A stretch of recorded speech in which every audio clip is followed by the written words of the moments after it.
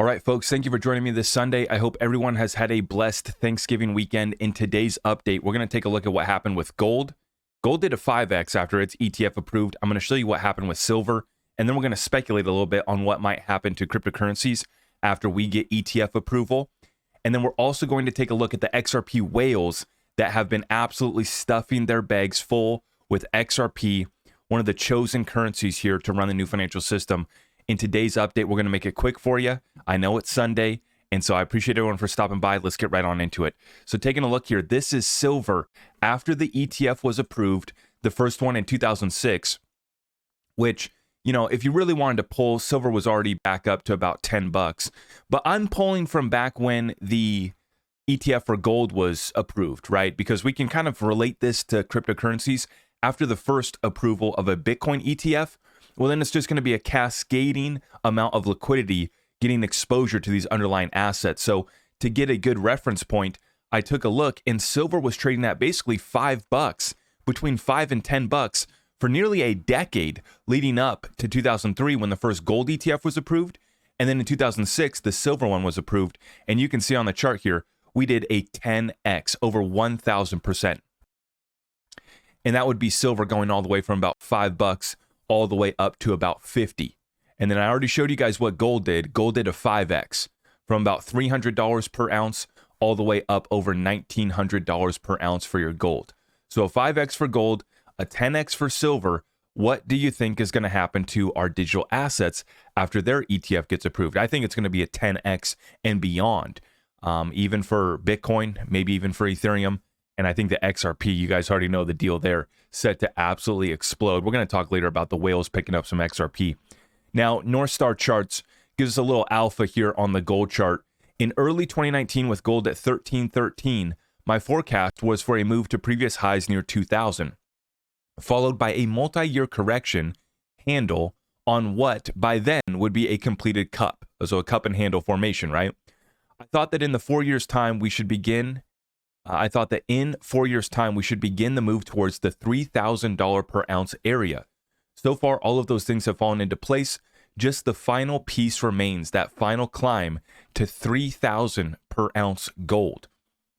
Only a matter of time. Now, coming up this week, very critical, new home sales data on Monday, consumer confidence on Tuesday. Very, very important Q3 GDP data is coming in on Wednesday. And it's funny, now they're very clear. They put first revision because they're continually having to revise these things with every single data point that they release. They give you kind of the expectations. Oh, we missed expectations. And then later, a month later, then they revise the data point that they did run with. And so it's like they throw out expectations, we miss. And then 1 month later, they actually revise it back down and it's even worse, right? So once again, we got the consumer confidence coming up on Tuesday, followed up by Q3 GDP data on Wednesday, PCE inflation on Thursday, Fed Chair Jerome Powell speaking on Friday, with a total of 10 Fed speaker events coming up this next week. We are 2 weeks away from the December Fed meeting, which is going to be taking place on December 12th and 13th. We're going to be watching that one very closely. Now, we've been watching these insiders, and they have been hitting the off-ramps as fast as possible. Sam Walton, former chairman of Walmart, has just dumped $336 million worth of Walmart shares, continuing the recent trend of high-level executives offloading shares in their own companies. Walmart insider trading alert. They are jumping off the ship. Now, speaking of Walmart, speaking of shopping, we just hit a record all-time Black Friday shopping all-time record that just hit. The Black Friday shopping sales hit an all-time high of $9.8 billion in the United States, a 7.5% year-over-year increase and well above the projected $9.6 billion.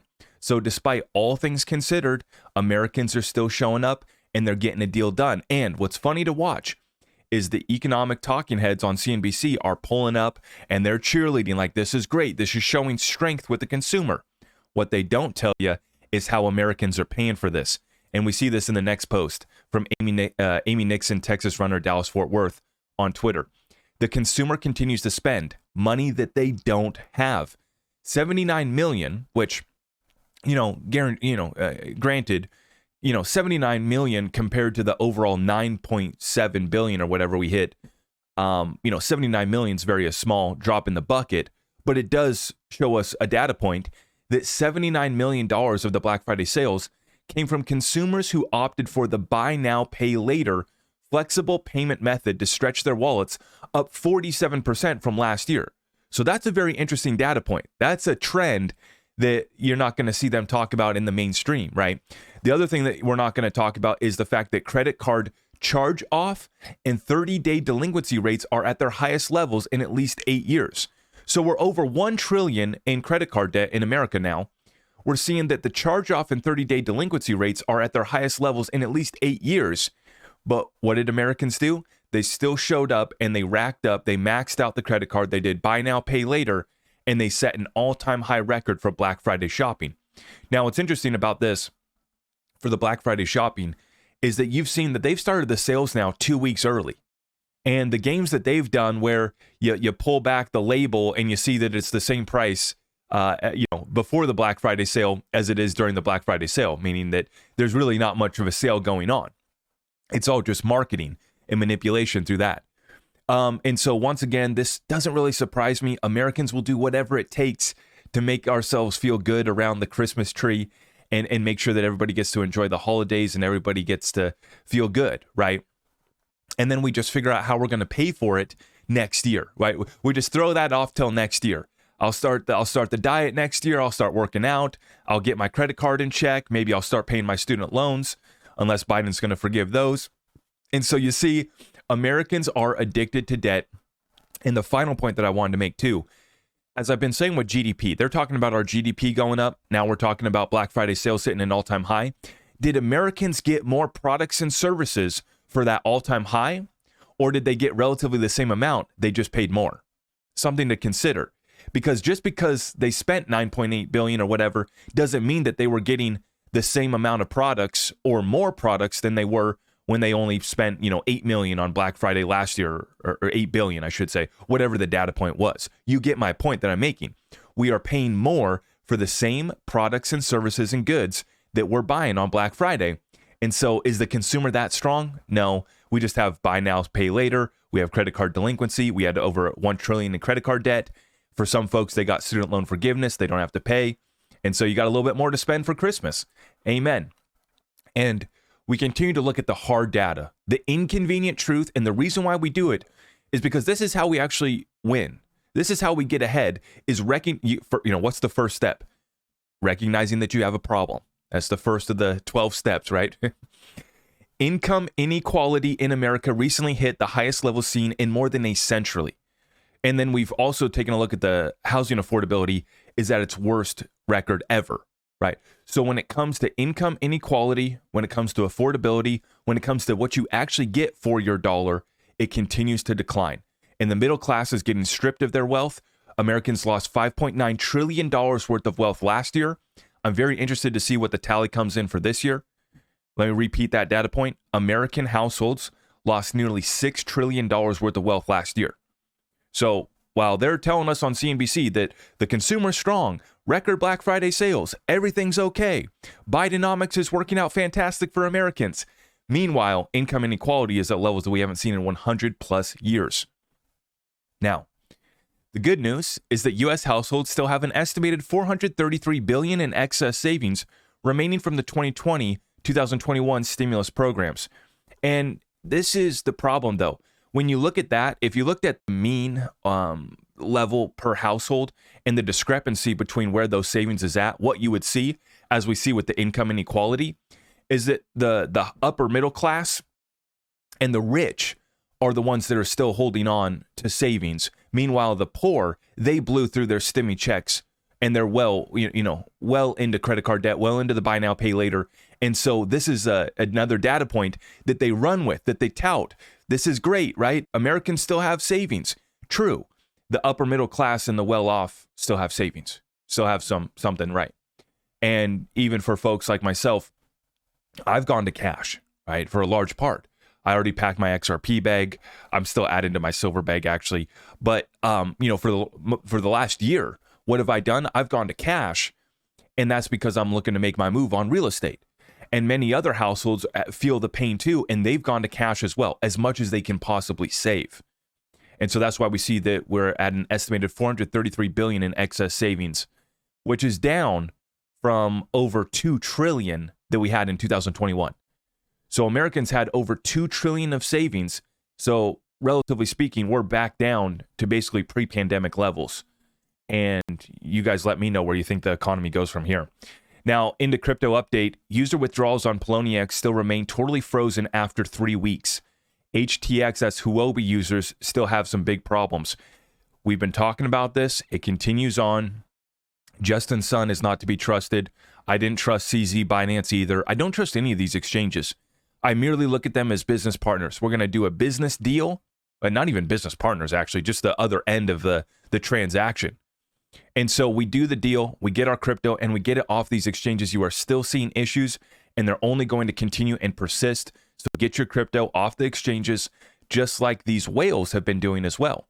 So we take a look here. Ali Charts shares the on-chain data shows that XRP whales have purchased around 11 million XRP over the past week, roughly 6.82 million. So we're seeing on-chain data confirm that the whales have been loading up on XRP. When we take a look at the XRP versus Bitcoin on the monthly, zoomed out, we get a little bit more perspective from Crypto Insight UK. XRP's largest impulse against Bitcoin and price in general was around 5,200%. Right now, we are holding a higher floor, and our technical structure is more bullish after a longer consolidation. RSI is grinding upwards. Something is coming. Let's take a look at the chart. Crypto Insight UK, huge shout out.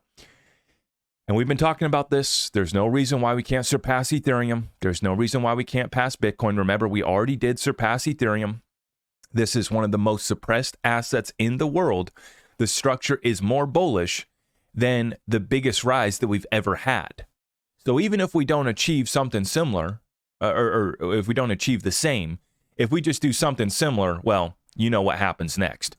And so the whales know. You're seeing institutional money. What are they doing? They're absolutely draining the COMEX vaults. They're draining the London's Metals Exchange. They're draining the Shanghai Futures Exchange, even though they're paying $100 per ounce premium for their gold in Shanghai, right?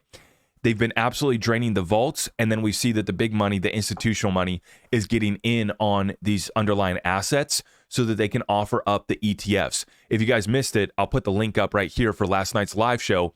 We actually exposed Anthony Pompliano, big Bitcoin maxi, right? Pomp it up. Big Bitcoin maxi selling his Bitcoin pizza, complete flop. How'd that program work out? Actually invested in 21 shares, which is one of 3 exchange-traded products that's going live in Europe, which is basically an XRP ETF. It's an exchange-traded product, an ETP, over in Europe. And not only is Anthony Pompliano invested in 21 shares, so is Morgan Creek Digital, his fund, and then so is Kathy Wood as well with Arkin Invest. So watch what they do, not what they say. These guys have been hating on XRP. Meanwhile, they're stacking it up. The big banks are telling you that gold's some worthless relic of the past. Meanwhile, they're stacking more gold than they have in 50 plus years. You guys know what to do. I'm not here to give you financial advice. If you want to get tapped in with our community, go check out the special deals that we're running until the end of the year. Sign up for a year, get 13% off your Patreon membership. We also are running the one-on-one specials right now. Take a look. It's at my website, zachrector.com. I will see you guys in the next one. God bless you all.